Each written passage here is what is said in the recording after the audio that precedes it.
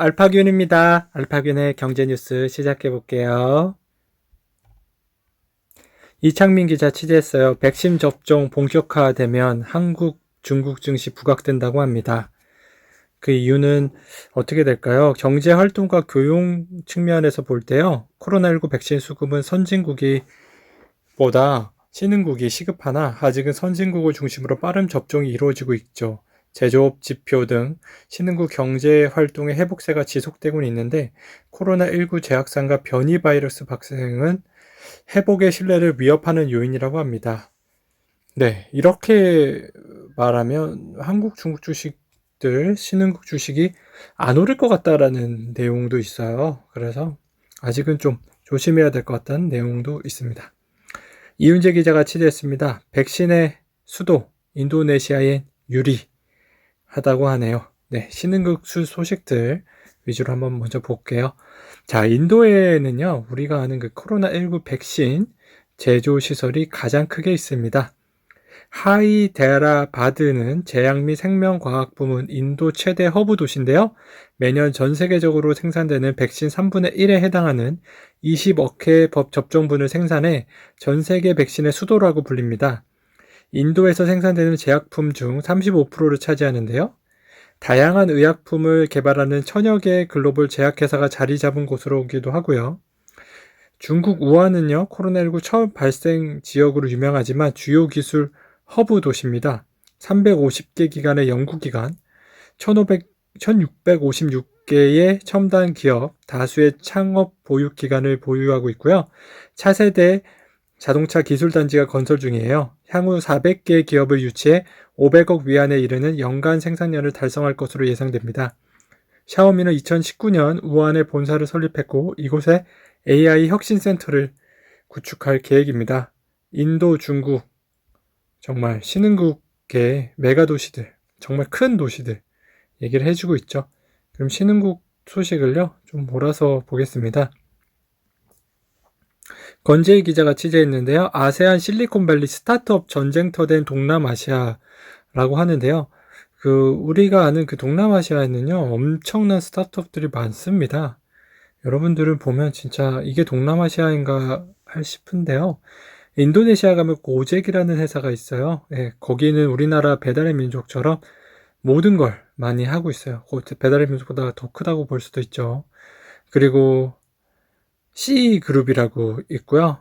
그랩이라는 곳이 또 말레이시아하고 싱가포르에 많이 있습니다. 그랩은 싱가포르에서 인터넷 뱅크도 하면서 여러 가지 배달 관련된 일도 많이 하고 있어요. 네. 그렇게 많은 것들이 있어가지고, 동남아시아가 굉장하고요. 이처럼 동남아시아의 스타트업 열풍 배경으로 높은 경제 성장률을 비롯한 젊은 층이 과반수를 차지하는 인구 구조 등 다양한 요인이 복합적으로 영향을 미친 것으로 보인다. 옥스퍼드 이코노믹스가 발표한 경제 전망 보고서에 따르면 올해 동남아시아 경제 성장률은 6.2%, 이 중에서도 특히 베트남이 8% 성장될 것으로 전망했습니다. 높은 경제 성장률로 중산층이 부상했고 특히 15세에서 34세 연령대가 인구 전체 60%를 차지하면서 IT 기반 서비스가 쉽게 자리 잡을 수 있었던 토양이 마련된 점도 한몫했죠. 합리적인 인건비, 저렴한 임대료, 무료 배송과 같은 공격적인 마케팅 등으로 현지 스타트업뿐만 아니라 해외에서 동남아로 이전해오는 스타트업도 활발한 상황입니다. 구글, 테마색 홀딩스, 베인앤컴퍼니 공동 연구에 따르면 동남아시아에만 10억 달러 이상의 가치가 있는 유니콘 기업들은 총 12개로 파악된다고 합니다.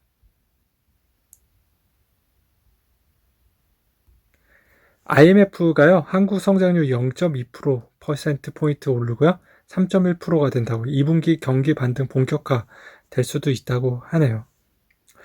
네, 기획재정부가 자화자찬을 좀 했다고 그런 얘기도 듣는데 이번 IMF의 한국 경제 성장률 전망치에 대해 한국은 성장 전망이 공개되는 11개 선진국 중 2020년과 2021년 합상 성장률이 가장 높은 수준이라고 자평했습니다.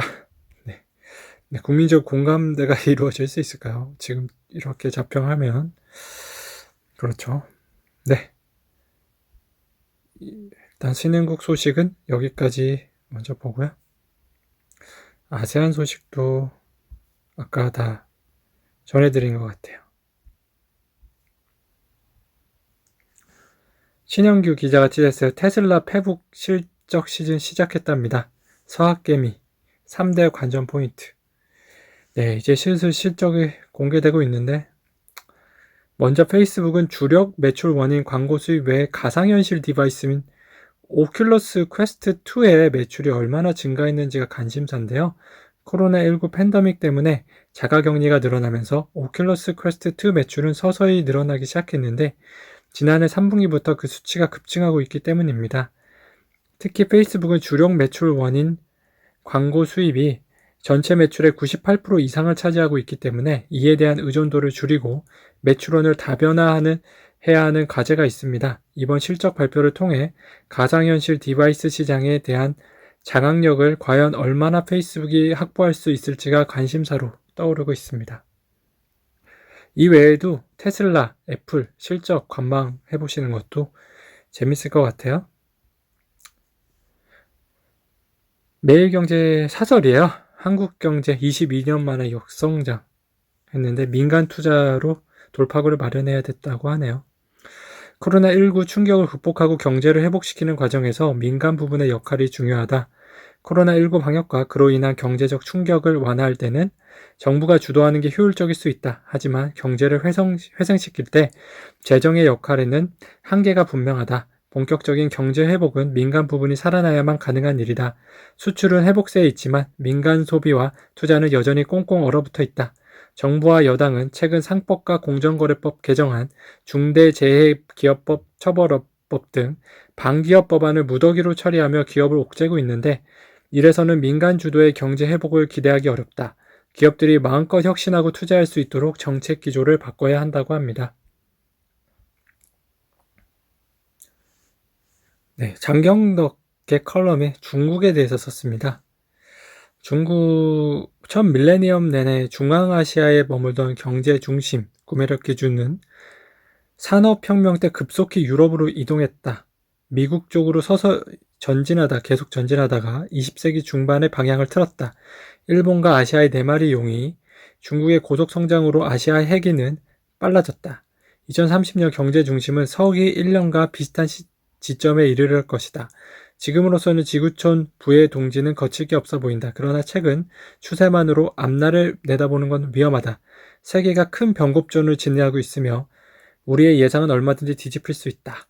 네, 중국이 포함한 아시아가 이제 세계 중심이 될 거라는 예측이지만, 그 중국의 정치적인 리스크와 그런 것들을 감안하면 너무 그렇게 단정 짓기는 아직 이르다라는 얘기입니다.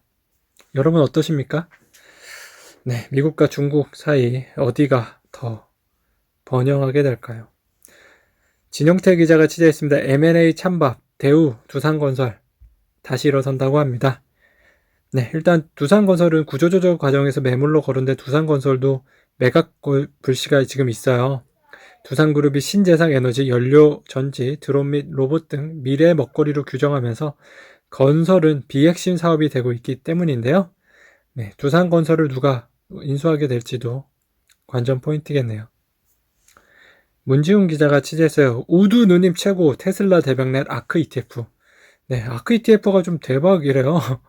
네, 우리가 잘 아는 ETF 회사들이 있습니다. 뱅가드, 블랙록 이렇게 두 개가 잘 알려져 있죠. 네, 아크라는 회사가요 지금 순유예백이요 1월에 73억 달러로 4위입니다. 꽤 높죠. 아크, 노아스 아크, 그러면 그 노아의 방주라는 얘기죠. 일단 아크가요, 아크 K, 아크 G, 아크 W, 아크 Q, 아크 F 등도 있고요. 이스라엘에 투자하는 아크도 있더라고요. 네, 이 아크가요 주로 이제 혁신 기업들에 투자를 해요. 테슬라 같은. 그래서 지난해 큰 성과를 보였고요. 수익률도 고공행진했습니다. 239억 달러인 아크K의 경우 지난 1년 수익률이요 170%가 넘습니다. 국내 투자자들도 아크에 4억 6천만 달러 투자 중이고요. 25억 달러 규모로 5개 액티브 ETF 중 가장 작지만 전망이 밝은 상품으로 아크KF가 꼽힙니다. 온라인 쇼핑이 계속 성장할 거로 보이기 때문이죠. 네. 액티브 ETF는요, 그 펀드 매니저가 있어요. 그래가지고 그 펀드 매니저가요, 그 ETF 상장되는 펀드, 상장 거래되는 펀드죠. 그 펀드를 운영하고 있습니다. 그래서 알크가 잘 한다고 하네요. 현대중공업 친환경 조선 글로벌 1위 굳힌다고 하는데요. 네, 일단 이 지배구조를 한번 볼게요. 정봉준 전 의원 등 최대 주주가요, 현대중공업 지주 34% 가지고 있고요. 현대중공업 지주가 한국조선해양, 현대오일뱅크, 두산인프라코어 이 세 가지를 가지고 있고요. 네, 인프라코어는 가질 예정이고요. 그리고 거기서 한국조선해양이라는 회사가요, 대우조선해상, 현대중공업, 현대삼호중공업, 현대미포조선 이렇게 소유하고 있습니다. 네, 지배구조 어떻게 잘 짰네요. 그런데 여기 현대중공업이 인수하겠다라는 그 내용이 나오고 있어요. 그래서 그거 잘 보시고요. 박재영 기자가 취재했는데요. 베트남의 빈그룹이라고 있습니다. 뭐 우리나라의 삼성전자 같이 큰 회사인데요. 이 베트남이 빈그룹이 3천억 원의 채권을 발행했다고 하는데 LG 스마트폰 인수 포석이 아니냐는 이야기가 좀 나오고 있어요. 빈그룹은 지난 20일 LG전자가 MC사업본부 축소 혹은 매각을 검토하고 있다고 밝힌 이후 유력한 인수 후보로 거론되고 있다. 빈그룹은 베트남에서 시가총액 순위 1, 2위를 다투는 현지 최대 기업으로 최근 스마트폰 사업 확장에 집중하고 있다. 2018년 스마트폰 사업을 담당하는 빈스마트를 설립했으며 현재 LG전자와 같은 하이폰 경제 특구에 스마트폰 생산 공장을 운영하고 있다. 베트남 현지 시장 점유율은 삼성전자와 오포에 이어 3위다.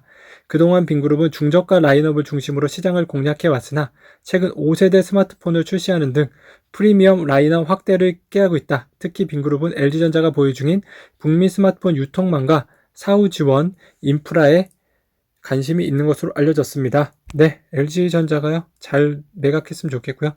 3천억 원 너무 적네요. 5조 원 넘게 받아야 되는 거 아닙니까? 5조 원의 적자를 냈었는데요.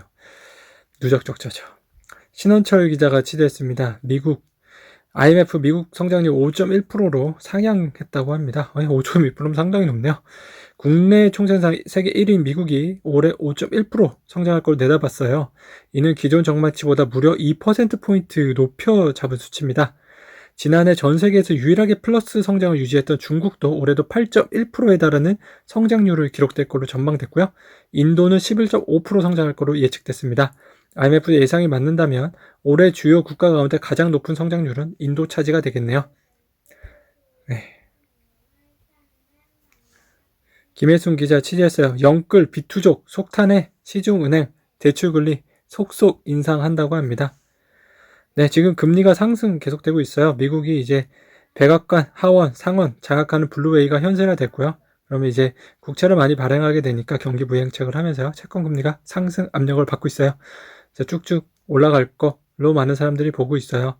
그래서 이제 주식시장도 채권 금리가 올라가면 좀 조심스럽게 반응을 하거든요. 그래서 좀 조심스럽게 반응을 할 것 같이 보이고요. 한국은행도요, 지금 금리 상승에 대해서 좀 지켜보고 있다고 합니다.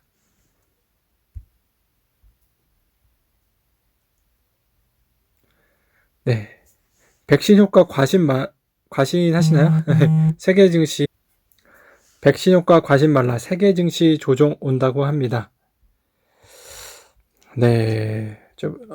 라가르드 총재가요, 지난 4분기 유로 지역 경제 성장률은 마이너스 기록할 것이고 올해 2분기에도 그 영향을 미칠 것이라며 다만 회복이 지연되고 있을 뿐 궤도 이탈은 아니라고 분석했습니다.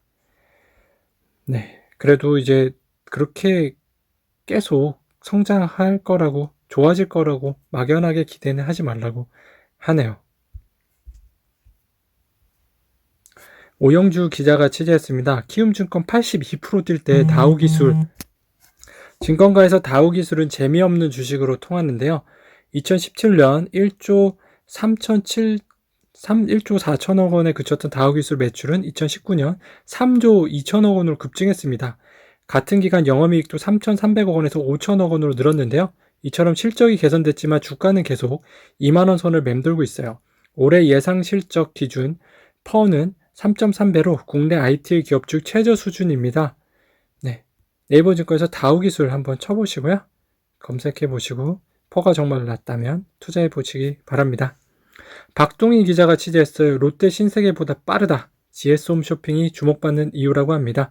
GS 샵에서는요, 지금 개발 인원의 20%가 개발자예요. 그만큼 지금 개발자 기업으로 IT 기업으로 변모하고 있는데요. GS 샵에선 판매와 관련한 모든 결정은요, 데이터에 기반하라는 원칙으로 움직이고 있습니다. 박 부사장은 과거에 상품 관리자가 자신들의 경험에 근거해 판매할 상품을 골랐다며 2016년 이후로는 데이터 결과값에 근거하지 않으면 안 되도록 업무 방식을 바꿨다고 합니다. GS샵의 또 다른 장점으로는요, 스타트업 생태계 구축이 꼽히는데요. 투자 규모만 약 5천억 원에 달아요. 박 부사장은 첨단 IT 환경을 구축하는 것뿐만 아니라 새로운 시장으로 진출하고 할 때 GS샵은 수십 개에 달하는 스타트업 파트너와 협업이 가능하다고 합니다. 네, 스타트업에도 열심히 투자했었죠. GS 홈쇼핑. 그러니까 GS와 GS 리테일과 GS 홈쇼핑이 합병하고 또 공룡 IT 이커머스가 생기겠네요. 응원합니다. 김우석 기자가 취재했어요.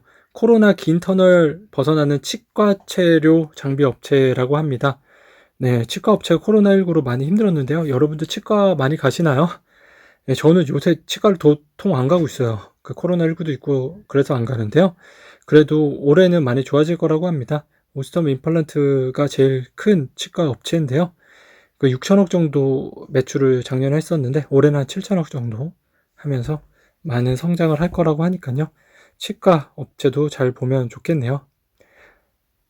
정소람 기자가 취재했는데요. KB금융지주가요. 부코핀 은행을 푸긴 했는데요. 느닷없는 소송을 당했습니다. 여기 보시면요. 2020년 8월에 최대 주주 등극했어요. 근데 2021년 1월에요. 인리 행정법원 보소와 주식 강제 매각 집행정지 결정으로 보소와 그룹 KB 인수로 1조 6천억 원 손해 민사소송 제기를 했다고 합니다. 와, 이게 무슨 일입니까? KB금융지주 깜짝 놀랐겠네요. 국민은행은요, 패소 가능성을 낮게 점치면서도 상황이 꼬일 것을 우려하고 있습니다. 유독 해외 M&A에서 흑역사가 많았기 때문인데요. 국민은행은 2003년 800억 원을 들여 인도네시아 6위 은행인 BII, 메이뱅크 인도네시아 지분을 인수했고요. 이 지분을 2008년 3,600억 원에 되팔며 시세 차익을 올렸지만 당시 경영권을 인수하는 게 훨씬 나았을 거라는 게 시장 판단입니다. 강현우 기자가 취재했는데요. 핵심 반도체 조달 마켓 화웨이 프리미엄 폼 접나? 그런 얘기가 있습니다. 화웨이가 많이 고생하고 있어요. 로이터 통신에 따르면요. 화웨이는 상하이 지방정부의 투자회사가 이끄는 컨소시엄의 고가 스마트폰 브랜드인 P 시리즈와 메이트 시리즈를 양도하는 논의를 하고요. 있습니다. 지난해 9월부터 내부적으로 매각 방안을 검토하기 시작했고요. 양측 간 논의가 수개월간 이루어진 것으로 알려졌고요. 매각 가격은 아직 정해지지 않았는데 협상 자체가 결렬될 수 있다고 소식통은 전했습니다. 화웨이가 여전히 직접 설계한 애플리케이션 프로세스인 기린칩을 활용한 고급 스마트폰 제조 판매하는 방안도 찾고 있기 때문인데요. 화웨이는 주력 사업인 통신 장비와 스마트폰에서 미국 정부의 허가 없이는 미국 기업의 장비 및 기술을 활용한 반도체를 구매하지 못하는 제재를 지금 받고 있습니다. 네, 화웨이 어떡합니까? 안재관 기자가 취재했어요. 바다의 별로 100억 대박 착한 기술에 SK, 롯데 얘기도 나누는데요. 그 롯데가 또 엑셀러레이터라고 스타트업을 키우기도 합니다. 엘캠프 1기 출시 보맵이 있어요. 2016년 사업 초기 보험 소비자들이 가장 불편해하는 보험금 비대면 청구 서비스를 개발했고요. 스마트폰으로 영수증 진단서 등을 소비자가 올리면 보험 앱이 대신에 보험료를 청구해줬습니다. 이후 사업은 빠르게 확장됐어요. 개인 맞춤형으로 보험 상품 추천해주고 사용자의 건강 분석까지 돕고 있습니다. 자, 여러분들 보험앱 구글 플레이 스토어에서 보험앱 검색하시고 한번 사용해 보시길 바랍니다. 네, 강진규 기자가 취재했습니다. 우리나라가요, GDP 1인당 소득이 지금 몇 인미 아십니까? 따당. 네, 정말 G7 국가 수준의 반열에 올랐습니다. 미국, 중국, 일본, 독일, 영국, 인도, 프랑스, 이탈리아, 캐나다, 한국. 네, 주요 총생산이고요. 1인당 GDP는 우리나라도 이제 꽤 높은 수준으로 들어왔습니다. GDP 규모도 세계 10위예요. 1인당으로 하면은 G7 수준이고요. 높죠? 그때 느껴지십니까? 체감으로 받아야 되는데. 네, 한국산 기자가 취재했습니다. SK텔레콤의 지배 구조가 어떻게 될까요? 예, 지주회사가 된다는 얘기가 있는데요. 그 시장에서 예상하는 만큼 그렇게 화려하게 되지는 않을 거라는 얘기도 있어요. 네, SK텔레콤이 그냥 통신 부분은요 100% 자회사로 물적 분할을 하고요. 존속법인은 남을 투자 부분을 통해 통신 부분과 함께 SK하이닉스, 원스토어, 11번가 등 자회사와 피투자사를 지배하는 구조가 될 수도 있거든요. 실제 그 박정호 대표는요, 그간 일본의 통신업자에서 종합 ICT 기업으로 변모한 소프트뱅크를 수차 결혼하면서요, ICT 사업자로 전환을 언급한 바 있습니다. 굳이 인적 분할을 통한 지주 전환이라는 시한에 쫓겨야 하는 까다로운 방식을 택할 필요가 없다라는 건데요. 네, 이 경우 현재 SK텔레콤의 가치에 변화가 없습니다. 기존의 통신 부분과 투자 부분이 결합한 실질은 변화가 없기 때문이고요. 소액 주주들한테 유리할지 불리할지는 따질 필요가 없는 게 되는 셈이죠. 네, 그래서 너무 난리법석을 떨지 않아도 된다. 그런 내용입니다. 오정은 기자가 취재했습니다. 내셔널 지오그래피 대박에 코닥, CNN까지 대세는 로고 패션이라고 하네요. FNF가요, 미국 자연탐사 전문 다큐멘터리 채널 디스커버리를 패션 브랜드로 탈바꿈시켜 대박 성공을 이뤄내자 더 네이처 홀딩스는 디즈니의 네이셔널 지오그래픽 채널 라이센스를 취득해 패션 의류 사업을 시작했어요. 2020년 코로나19로 불황해졌던 국내 패션 시장의 내셔널 지오그래픽은 원탑 브랜드로 1020 세대의 폭발적인 인기를 끌었죠. 이렇게 이색, 미국에는 이런 게 없다요. 내셔널 지오그래픽 티셔츠나 이런 게요. 이색 라이선스 브랜드가 대박 행진을 이어가면서 신규 라이선스 브랜드 론칭이 이어지고 있는데요. 개성 있는 로고 플레이를 즐기는 밀레니엄 Z세대가 18세에서 34세죠. 좋아할 만한 외국 브랜드를 들여와 패션 의류를 론칭하면 성공 확률이 높아진다는 사실이 디스커버리와 내셔널 지오그래픽을 통해 검증됐기 때문이죠. 26일 패션업계에 따르면요, 스톤 글로벌은 지난해 12월 미국의 뉴스 채널 CNN과 어퍼럴 사업 부문 라이센스를 맺고요. 한국 시장에 세계 최초로 CNN 어퍼럴을 론칭합니다. CNN 어퍼럴은 아웃도어에 대한 지적 호기심과 디지털 플랫폼에 익숙한 10대에서 30대 초반 세대를 대상으로 실용적이고 편안한 아웃도어 라이프웨어를 선보일 예정입니다. 네, 재밌는 이야기들이 있네요. 김성훈 기자가 취재했습니다. 영업이익 1000%? MB 라텍스가 뭐길래? 라는 얘기인데요. 와, MB 라텍스가로 인해서 정말 금호석유의 그런 영업이익이 엄청 증가하고 있다고 합니다. 네, 코로나19 수혜죠. 이것도 이익공유제하라고 하는 거 아닌가요? 국내에서 MB 라텍스를 제조하는 대표 화학업체는 금효석유 화학과 LG 화학 정도인데요. 특히 금효석유 화학은요, 생산량 기준 35%의 점유율로 글로벌 1위 MB 라텍스 업체입니다. 금효석유화학의 MB 라텍스 생산 규모는 58만 톤으로요. 2018년 울산 공장 증설을 결정한 게 주요했다는 평가입니다. 네, 금융정보업체 FN가이드에 따르면 금효석유화학이 지난해 4분기 매출 추정치는 전년 대비 7.3% 늘어난 1조 3천억, 영업이익은 1000% 늘어난 2,300억 원입니다. MB 라텍스는 물론 하반기 완성체 업체향 타이어 매출 회복, 가전 및 자동차용 합성 수지 판매 증대 등이 호실적의 공고로 영향을 주었을 것이라는 분석이죠. 강기준 기자가 취재했습니다. 미국 금리가 어떻게 될지 모르겠지만요. 그 옐런과 파월 이 두 사람은요, 현대 화폐 이론에 뭐 그렇게 부정적이지 않은 것 같아요. 근접한 수준의 실험에 나설 수도 있다고 합니다. 현대 화폐 이론 MMT는 정부 재정 적자를 줄이고 통화 긴축 정책을 유지해야 한다는 주류 경제학과는 정반대되는 이론인데요. 미국 같은 기축통화 국가는 정부가 균형 재정에 집착할 필요 없이 자유롭게 경기 부양책을 실시하고 화폐나 국채를 발행할 수 있다고 주장합니다. 뉴욕타임스와 블룸버그 통신 등 외신들은 이미 이러한 판이 깔렸다고 보고 있고요. 트럼프 전 대통령의 정통 경제학에서 벗어난 정책을 통해 오히려 낮은 실업률이나 막대한 재정 적자에도 인플레이션이 일어나지 않았다는 걸 배웠기 때문이라고 합니다. 네. 이들이 실험을 할 수 있을까요? MMT까지 하면 이제 중국의 위안화가 부상하는 게 아닐까요? 네, 그렇게 돈 자꾸 찍어대다가 어떻게 하려고 합니까? 심재영 기자가 취재했습니다. LG 폰생 퐁사 무슨 얘기입니까? 네, 이 권봉송 LG전자 CEO가 좀 대단한 사람이에요. 예전에 그 커브드 TV를 없앤 적이 있어요. 주력 제품이 안 될 테니까 할 필요 없다고 사업 철수를 한 적이 있는데, 이번에 휴대폰 사업 철수를 듣고 커브드 TV 개발 중단 당시를 떠올리는 이들 많습니다. 6년 전에 LG전자 CEO로 올라선 권 사장은 임직원에게 보낸 이메일에서 다시 한번 선택과 결단을 시사했습니다. 커브드 TV를 접었던 때와 견주면 휴대폰 사업은 언제 중단해도 이상하지 않을 상황이다. LG전자의 휴대폰 사업을 담당하는 MC사업본부는 2015년 2분기 이래 23분기 연속 영업적자를 이어오고 있다. 지난해 말까지 누적 영업적자가 5조 원 규모다.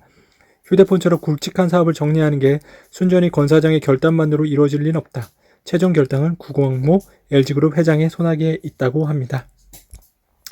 이렇게 보면 정말 매각할 것 같기도 합니다. 서지용 기자가 취재했습니다. 금융업과 이익공유제. 네, 이익 공유하면요, 이제 주주가치 훼손 이 부분들을 고려해야 되는데, 그래서 법적인 절차를 좀 만들려고 하는 것 같은데, 현대 공급되는 이익공유제 골자는요, 금융권이 올린 수익 중 일부를 제3자에게 제공하라는 의미인데요.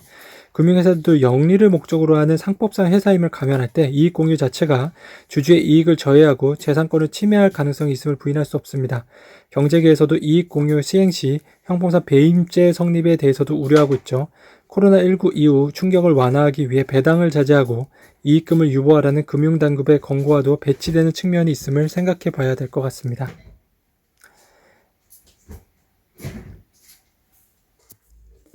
이지은 기자입니다. 자영업 지원 늦었다고 생각할 수도 있지만 이제라도 해야 된다고 생각한다고 하는데요. 네, 자영업 지원 해야죠. 이 같은 논의는 오히려 늦은 감이 있다. 외국에서는 코로나19로 손실을 본 자영업자들에 대한 지원을 아끼지 않고 있었다. 영국은 11월부터 전년 동월 매출의 80%까지, 독일은 75%까지 지급했다. 법제화 수순이 아닌 일시적 지급이라지만 독일의 경우 29조 원을 편성할 정도로 적극적이었다. 네. 성기호 기자입니다. 적자인데 이익 공유제라니. 네, 이제 이익 공유제 계속 얘기가 나오네요.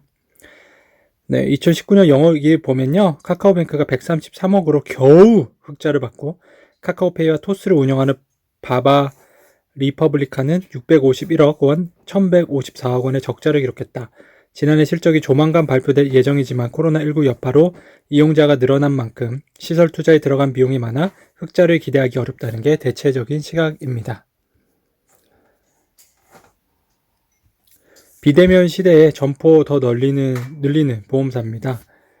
네, 현재 그 점포가 가장 많은 보험사는요, 삼성화재로 650개, DB손해보험 429개, 현대해상 426개, KB손해보험 328개 순인데요. 메리츠화재 같은 경우는요, 214개에서 267개까지 53개, 23.7%나 늘어났다고 합니다. 네, 메리츠화재가 영업이 잘 되나봐요. 공격적으로 하는 것 같고요. 메리츠화재 투자하시는 분들은 한번 네이버 증권에서 메리츠화재 한번 치시고요. 퍼도 한번 보시고 투자하시길 바랍니다. 김철원 기자가 취재했어요. 혁신벤처가 경제법팀목 창업열기 더 뜨겁다고 하네요. 네, 이같이 코로나19 상황에서도요, 창업열기가 높은 것은 벤처 스타트업들의 도전이 속속 가시적인 성과를 내며 어려운 시기 우리 경제의 버팀목 역할을 하고 있는 것과 관련이 있는데요. 지난해 연말 발표된 벤처기업 정밀 실태조사 결과에 따르면요, 벤처기업 전체 고용은 80만 명 규모로 우리나라 4대 그룹 고용 66만 명보다 14만 명 더 많은 것으로 나타났습니다. 2019년 말 결산 기준 벤처 확인 기업의 총 매출액은 193조 원으로 대기업과 비교했을 때 삼성 다음 2위입니다. 또 코스닥 시총 상위 20위 내 벤처기업은 2001년 6개사에 불과했으나 지난해 13개사로 늘어났고, 이들 기업의 시총 합계는 약 44조 원으로 전체 코스닥 상장기업 시총의 11%, 상위 20개사 시총 합계의 51%를 차지하는 등 경제 회복에 기여하고 있습니다. 네, 스타트업들 더 많이 창업하시고 더 번창하시길 바랍니다. 이기민 기자가 취재했어요. 매각 걸릴 위기, 자산 매각. 예, 쌍용차 협상 관련 소식은요, 계속 진행 중입니다.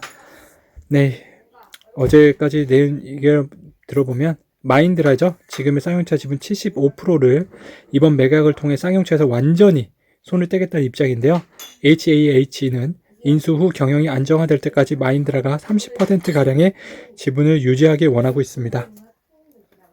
네, 여러분들 같은 경우는 쌍용차를 지금 매수하시겠습니까? 매도하시겠습니까?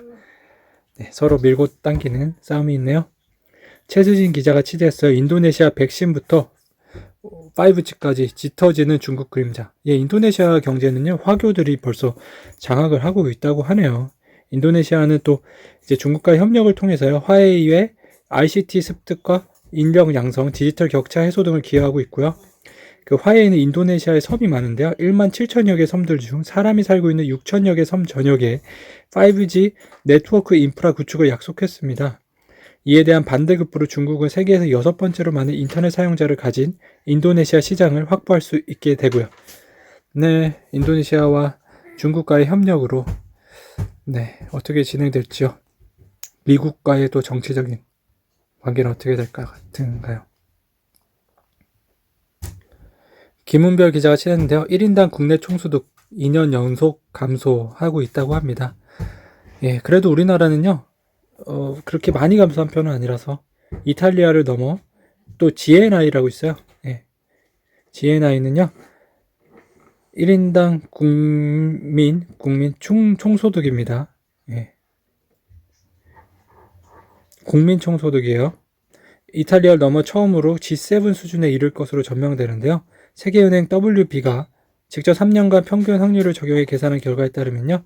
2019년 1인당 GNI는 34,500달러로 그의 한국 33,790달러를 근소하게 앞섰다고 합니다.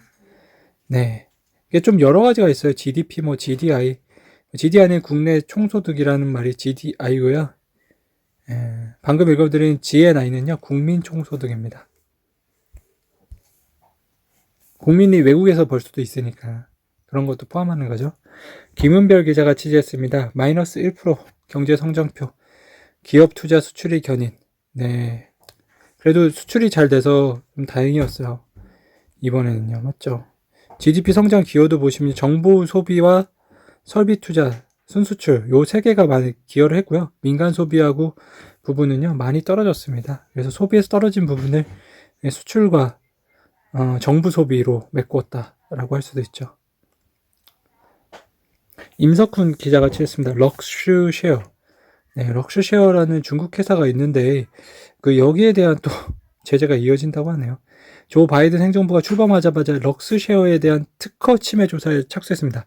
지적재산권 침해 등 불공정 무역 행위 관련 조항인 관세법 337조를 근거로 ITC가 바이든 대통령 취임 다음 날인 21일 조사를 개시했다는 소식입니다. 럭스쉐어도 24일 저녁 공고문을 통해 미국의 조사 통보를 받았다고 전했습니다. 갈수록 격화되는 미중 기술 패권 전쟁에서 바이든이 행정부도 대중강경 기조를 예고하고 있습니다. 제넷 옐런 재무장관은 지식재산권도 절도 등 중국의 불공정 행위를 억제하는 데 필요한 모든 수단을 사용할 준비가 됐다고 경고했을 정도입니다. 기술 굴기를 외치는 중국의 우리 기업 특허 침해 등 불공정 무역도 늘고 있죠. 우리 기술이 중국의 침해에 유출되지 않도록 범정부 차원의 적극적 대처가 필요한 시점입니다. 배달료 프로모션 축소될 사고 있다고 하는데요. 매각 앞둔 요기요의 수상한 행보가 있네요. 네, 일각에서는 이번 조치가 매각 전 시장 가치를 높이기 위한 작업의 일환이라는 해석이 나오는데요. 공정위의 조건부 합병 승인에 따라 독일 딜리버리 히어로가 배달의 민족을 인수하기 위해서는 요기요를 6개월 안에 매각해야 하는데 요기요의 최근 3년 누적 적자가 694억 원에 달하는 등 재무 상황이 좋지 않기 때문입니다. 그래서 이번에 프로모션 가격을 많이 내려서 배달 수수료를 적게 해주게 됐죠. 특히 경쟁 심화에 따른 쿠폰 발급과 배달원 프로모션은 수익성 악화의 주원으로 꼽혀왔기 때문에 조치에 들어갔다고 하네요. 네, 기업을 매각하기 전에는요, 이렇게 수익을 높이는 전략도 쓰기도 하네요. 배달원들은 안타깝겠어요. 네, 프로모션이 많이 안 좋아져서. LGU 플러스 상용화에 가까운 자율주행 기술 하반기에 공개한다고 합니다. LG그룹은요, LGU 플러스의 5G 인프라의 계열사들이 보유한 미래차 배터리, 전장 부품 등 기술력을 더해 자율주행 협력 주행을 선점할 계획입니다. 율 팀장은 LGU 플러스의 5G 통신 기술, LG전자의 V2X 차량 사물관 단말, LG화학의 미래차 배터리, LG디스플레이의 차량용 디스플레이와 전장 부품 등 계열사 전체가 미래 모빌리티 산업에 주력하고 있다며 그룹 차원의 협력을 통해 자율주행 분야에서 시너지를 낼 수 있는 포트폴리오로 갖췄다고 설명했습니다. 그는 이어 LGU+는 현재 저지연 통신 및 지역 기반 브로드캐스트, 특정 지역 내 위험 정보를 한 번에 전송하는 것, 기술 구현 등 자율주행을 위한 5G 기술력 향상에 주력하고 있다고 합니다. 네, LG가 여러 가지를 잘 복합을 해서 자율주행차 잘 만들어줬으면 감사하겠습니다. 이참에 쌍용차도 인수해 주세요. 코로나 수혜 텐센트, 중국 유일 시총 1조 달러를 앞두고 있습니다. 분기별 매출액을 보시면요, 엄청나게 위에 올라간 거 아시죠? 2020년 3분기에 1,578억 위안입니다. 그 2019년 3분기는요, 1,000억 위안이었습니다. 많이 올라요. 50% 가까이, 43% 올랐네요. 텐센트 주가도 이에 맞춰서 같이 올라가고 있고요. 지금 현재 시가총액 1조 달러 이상은요, 미국의 애플, 아마존, 알파벳, 마이크로소프트와 사우디아라비아의 아람코 등 5개 회사뿐인데요. 중국에서 국유 기업 페트로차이나가 지난 2007년 상장하면서 잠시 1조 달러 넘은 적은 있는데, 텐센트는 올 25일 주가가 35%까지 올라가지고요. 25일 하루 상승폭이었던 10.9%는 10년 만에 최대치입니다. 네, 근데 다만 이제 26일에는 좀 내렸는데요. 그래도 1조 달러를 눈앞에 두고 있다니까 많이 응원이 되네요. IMF 한국 성장률, 요거 한번 말씀드렸어요. 네, 지금 실용 경제, 실용을 택하는 경영, 총수들이 늘어나고 있습니다. 뿌리부터 바꾼다고 하는데요. 간판 사업에 매스를 해가지고 신성장 동력에 베팅을 다 하고 있어요. 네, 김태기 당국대 교수는요, 최근 그룹 총수들은 선대로부터 물려받은 사업이라도 수익성이 없으면 과감하게 털고 가야 한다는 생각을 하는 듯하다. 기존 사업에 내실을 기하고 새로운 사업에 올인하지 않으면 생존마도 장담하기 어렵다는 판단을 하고 있는 것이라고 말했습니다. 네, 치열한 전략 싸움이죠. 중국이요, 지금 경기 회복 속도가 빨라가지고요, 리스크 관리를 좀 들어가는가 하는 보도가 많이 나오고 있습니다. 네, 금리가 좀 올라갈 수도 있다고 하는데요. 전문가들은 단기 급등에 따른 가격 부담, 미국의 코로나19 백신 접종 등을 하락장의 원인으로 꼽는데요. 특히 중국에서 나온 긴축 통화 시그널도 급락의 배경이라는 설명이 많아요. 나중혁 하나금융투자연구원은요, 중국 은민은행이 금융 시스템 내에서 유동성 회수 조치를 단행해 780억 위안, 120억 달러 회수에 들어갔다며 유럽중앙은행이 미국 연준까지 덜 비둘기파적인 스탠스를 드러낸다면 주식시장의 단기 조정 가능성을 염두에 둬야 할 것이라고 설명했습니다. 하인한 KB증권연구원은요, 글로벌 증시는 유동성 회수에 매우 민감해진 상황이라며 미국보다 중국이 경제 정상화 속도가 빨라 통화정책 정상화도 먼저 나타날 수 있어 인민은행의 유동성에 주목할 필요가 있다고 했습니다. 네, 점점 이슈가 되겠네요. 중국이 금리를 상승하고 미국은 계속 금리를 인하하는 걸 유지를 하면은 미국의 위안화가 강세가 나타날 것 같고요. 제가 피셔 이런 말씀드렸죠. 금리가 강한 쪽이 환율이 올라갑니다. 그러면은 이제 위안화가 강세가 되면서 글로벌 기축통화의 위치가 달러에서 점점 위안화로 옮겨갈 수 있는 그런 배경도 되겠네요. 시너지가 없으면 판다. 실용택한 홍수들. 아까 나온 내용인데요. 한 번에 말씀드렸으면 좋았을 텐데 제가 좀 다시 말씀드립니다. 실용 경영 펼치는 대기업 총수들은요, 이재용이 이제 방산부문 이재용 부회장이요, 정리했고, 파운드리 투자 확대 했죠. 정의선 회장은요, 105층 GBC 설계 변경 검토했고요, 보스턴 다이나믹스 인수했었습니다. 최태원 회장은요, SK 와이번스 매각하고요, 인텔 랜드 사업 인수했습니다. 구강모 회장은요, 휴대폰 사업부 정리하고요, 배터리 전장 AI 분야 투자 확대하고 있습니다. 네. 특히 현대차 부분은요, 105층 규모의 GBC 센터를 층수를 낮춰서 2개 동 내지 3개 동으로 바꾸는 방안 고민하고 있어요. 그럼 이제 비용을 많이 낮출 수 있는데요. 아버지인 정몽구 명예회장의 야심작이라는 어느 임원도 연급을 주저했지만 정 회장은 명분보다 실리를 택했습니다. 정 명예회장이 꿈이었던 마천루를 포기하는 대신 미래의 자동차와 모빌리티 연구개발 R&D에 재원을 쏟겠다는 의미로 풀이됩니다. 정 회장이 최근 미국 로봇 기업인 보스턴 다이나믹스를 1조 원에 인수하기로 결정한 것도 같은 이유죠. 예, 빌딩을 질 바에 그냥 좋은 기업을 인수하겠다. 그러죠. 항상 기회비용은 있으니까요. 중국 유동성 13조 해소 긴축 전환 신호탄인가? 아까 제가 한번 말씀드린 거예요. 중국 금융 관계자들은 경제 성장에 따른 인플레이션 우려를 잇따라 제기했다. 중국은 지난해 주요 국가 중 유일하게 플러스 성장을 기록했고 올해도 8% 이상의 고성장이 예상된다. 이날 21세기 경제보도 등에 따르면요. 이강 인민은행장은 전날 헝가리 국립은행이 주최한 온라인 회의에서 새로운 경제성장 기조를 조성하고 정책 안정을 추구하겠다며 경제성장의 안정화와 리스크 회피에서 균형을 취하겠다고 말하며 긴축을 시사했죠. 네, 오늘까지 많은 내용을 다뤘어요. 여러분들 머리에 쏙쏙 들어오셨나요? 네, 내 밴드에서요. 알파균 검색하시거나 유튜브에서 알파균 띄고 경제 검색하셔서 또 즐거운 시간 보내시길 바랍니다. 감사합니다.